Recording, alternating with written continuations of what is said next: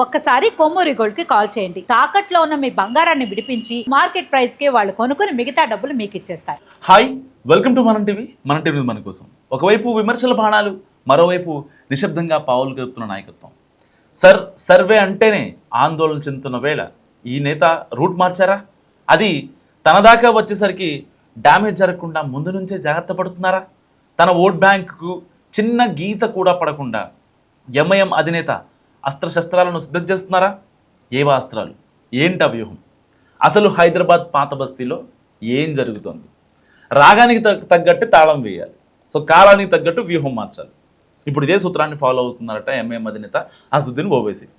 Voter జాబితా ప్రత్యేక సమగ్ర సవరణ సర్వేతో తన పార్టీకి ఇబ్బందులు రాకుండా, తన ఓట్ బ్యాంక్ తగ్గకుండా వచ్చే ఎన్నికల కోసం ఇప్పటి నుంచే జాగ్రత్తలు తీసుకుంటున్నారట ఆయన. సో హైదరాబాద్ పొలిటికల్ సర్కిల్స్లో ప్రస్తుతం ఇదే హాట్ టాపిక్. సర్వేలో భాగంగా కేంద్ర ఎన్నికల సంఘం 11 రకాల గుర్తింపు కార్డులను ప్రామాణికంగా తీసుకుంటుంది. ముఖ్యంగా 1987 కంటే ముందు పుట్టిన వారికైతే తల్లిదండ్రుల వివరాలు, 2004 లోపు పుట్టిన వారికైతే బర్త్ సర్టిఫికేట్ తప్పనిసరి అంటుంది సర్కార్. దీంతో ఈ నిబంధనల ఉచ్చులో తమ ఓటర్లు చిక్కుని ఓటు హక్కు కోల్పోకుండా అప్రమత్తమయ్యారట ఓవైసీ. సో దానికి విరుగుడు మంత్రాన్ని కూడా కనిపెట్టేసి అమలు చేస్తున్నట్లు తెలుస్తుంది. తమ ఓట్లు ఒక్కటి కూడా పోకుండా ఎంఐఎం టీం జాగ్రత్త పడుతున్న సమాచారం.